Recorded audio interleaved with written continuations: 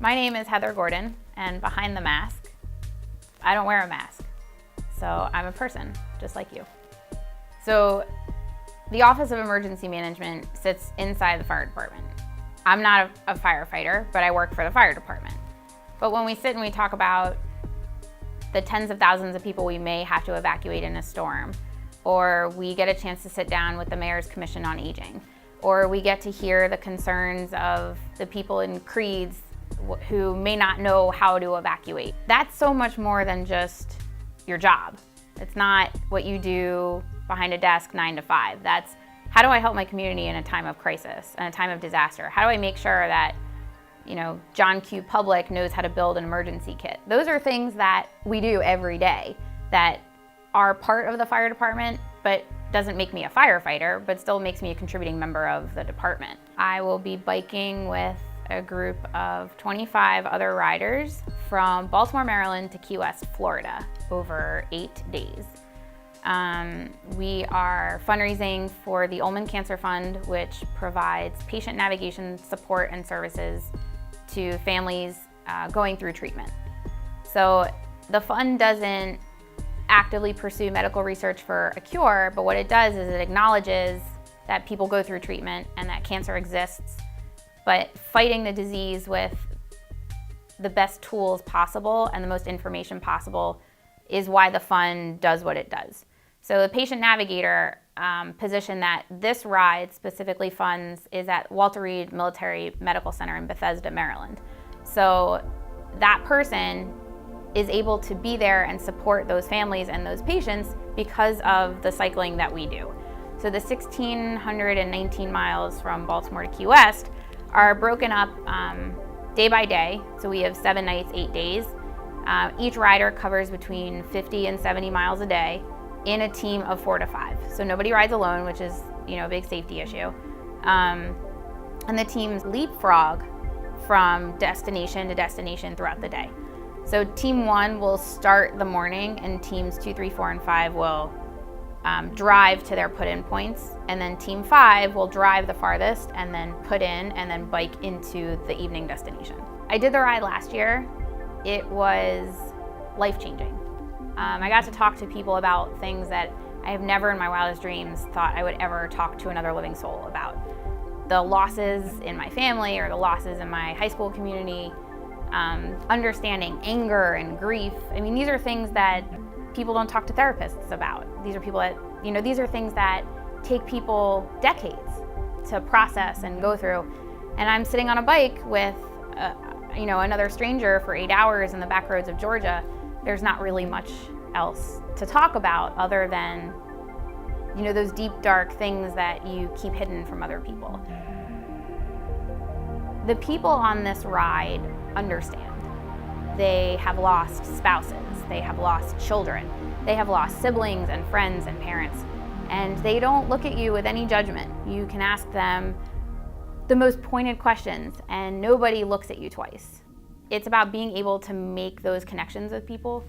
Last year I rode a lot with a guy who lost his sister, and I lost my stepbrother when I was 16. So we shared like a sibling bond, and we were able to talk about stuff that, people that had lost parents or people that had lost friends didn't quite understand. So we were able to share that sibling connection. So my high school classmate, her name was Rachel, and she and I graduated from a small private day school in Baltimore in 2001, and she got sick shortly after high school graduation. And then for a couple of years, she was off and on, and in remission, out of remission, back in treatment. And there was a while where things looked really positive, but things took a turn for the worse, and she passed away before her 28th birthday. And she she's one of those people that you look at and you're just like, man, there are great people in this world.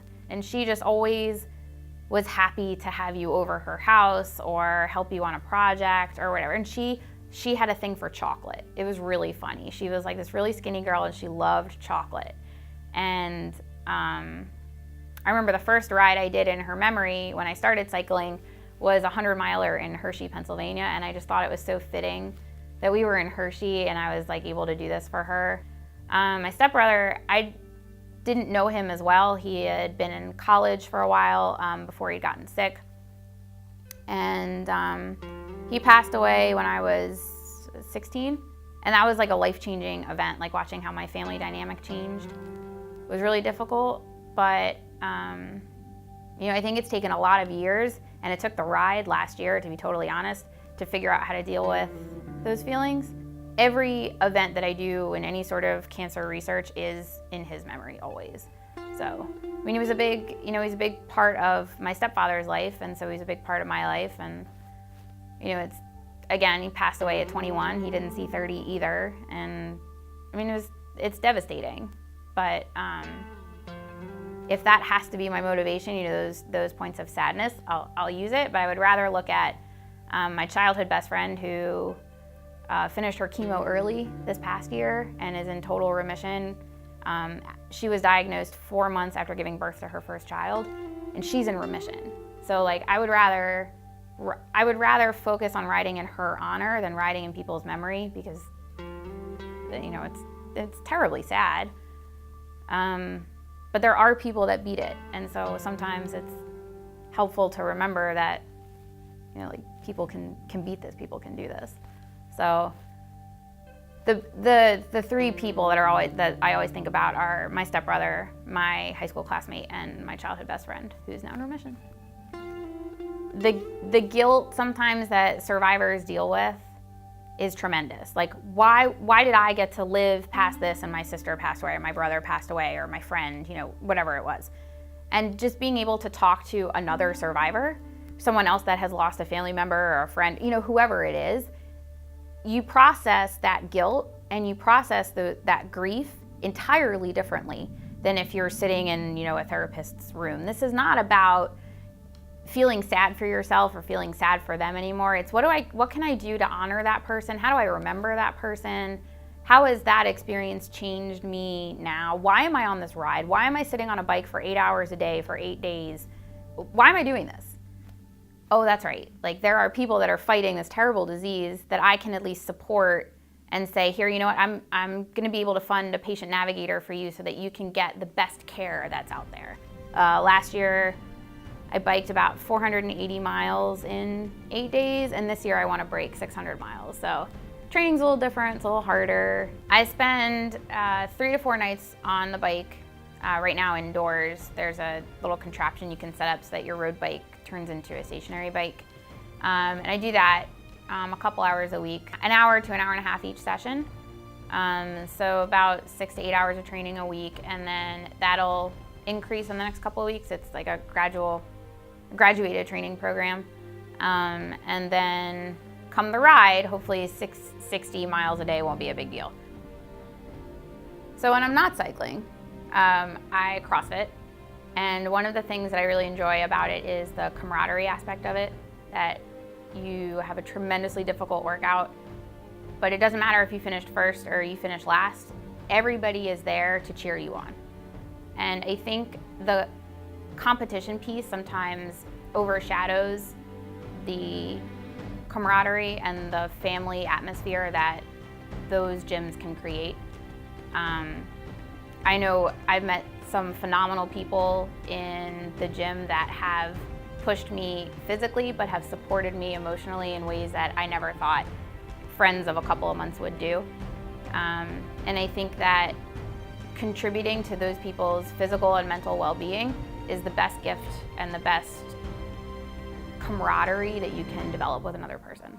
Well, if you want to be involved in a fundraising event, like an athletic fundraising event, you don't have to bike. You can run, you can do a triathlon, you can do a hiking experience, and you can do anything you want as long as you set your mind to it and decide, I'm going to commit to riding 100 miles in a day, whatever your goal is. But a lot of organizations need volunteers to stuff envelopes or make phone calls or provide support for people that don't have any support. Like one of the women on the ride last year was a survivor, and she said all she needed was help at home to go grocery shopping and to do laundry. And that's what her friends did. She didn't need people to visit her in the hospital. She didn't want people in the hospital, but she needed help to keep her life moving.